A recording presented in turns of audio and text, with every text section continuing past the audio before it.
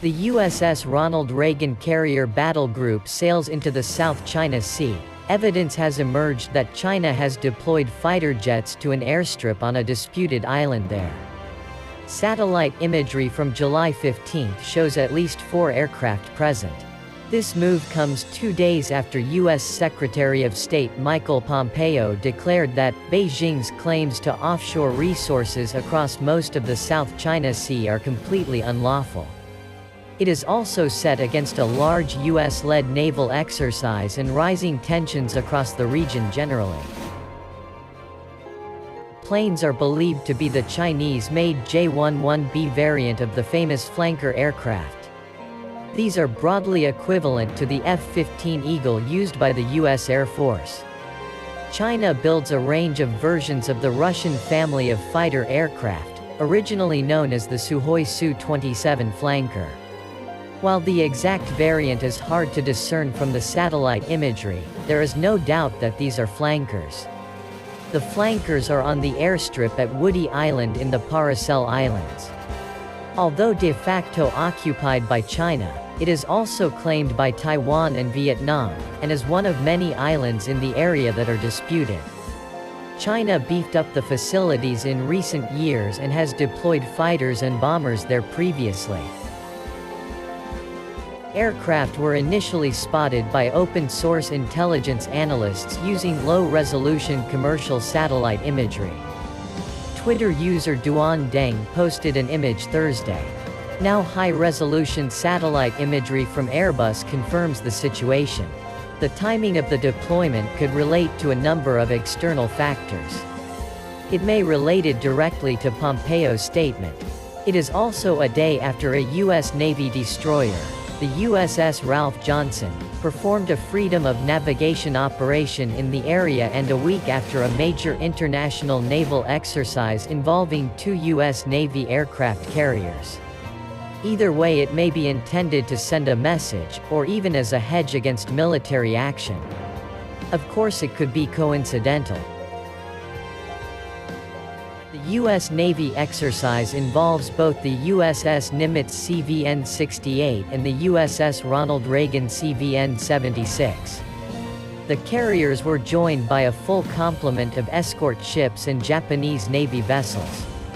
The 2 carriers are larger and more operationally ready than China's own aircraft carriers.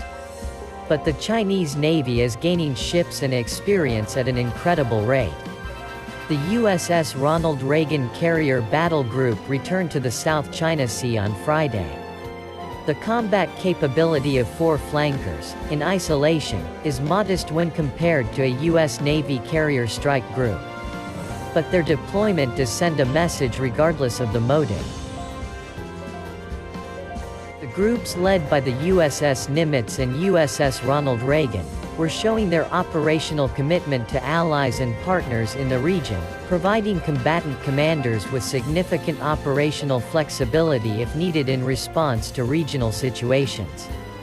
Meanwhile, a U.S. military surveillance aircraft was spotted close to China's south coast for the 3rd time this week on Friday, Chinese sources said, as the U.S. Navy reported 2 of its aircraft carrier strike groups had conducted dual exercises in the South China Sea to boost their combat readiness.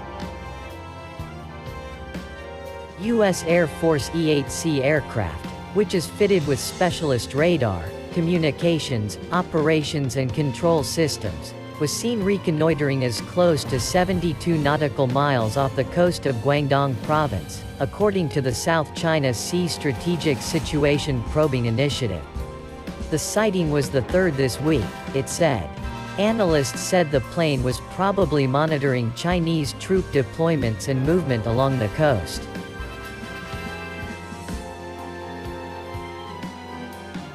Tanks said also that a U.S. Air Force E-3 Sentry early warning and control aircraft, which provides all-weather surveillance, command, control and communications, was spotted over the South China Sea. The U.S. Navy also said 2 of its aircraft carrier strike groups had conducted dual exercises in the South China Sea to boost their combat readiness. The Nimitz strike group is saying the warships had been operating in the South China Sea, wherever international law allows, to reinforce our commitment to a free and open Indo-Pacific, a rules-based international order, and to our allies and partners in the region. Two groups conducted tactical air defense exercises to maintain combat readiness, the report said, adding that they trained to the highest levels of readiness to ensure responsiveness to any contingency through power projection. Security and stability is essential to peace and prosperity for all nations, and it is for that reason the U.S. Navy has been present and ready in the Pacific for over 75 years. The U.S. Navy said that the two aircraft carrier strike groups had been deployed to the South China Sea in support of a free and open Indo-Pacific, while Chinese forces were staging a drill near the Paracel Islands, which are claimed by mainland China, Taiwan and Vietnam. The Defense Ministry in Beijing lambasted the deployment, claiming the U.S. had carried out navigational hegemony through its repeated deployments of warships to the region and describing Washington as the biggest driver of militarization in the strategic waterway. Mike Pompeo said the U.S. formally opposed Beijing's territorial claims within the so-called Nine-Dash Line that encompasses almost all of the South China Sea, in line with the 2016 ruling by an international tribunal at The Hague. His remarks may embolden Southeast Asian nations to assert their maritime claims to the disputed waters, but observers say most are unlikely to openly choose sides between the U.S. and China.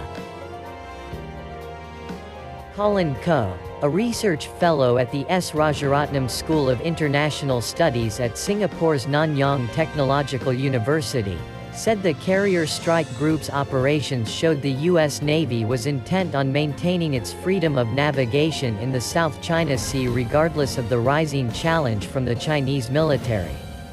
The U.S. Navy remains operationally ready and has been able to bring the COVID-19 contagion under control. The intended audience of such signaling isn't just China, but also other regional governments to underline continued U.S. security commitments.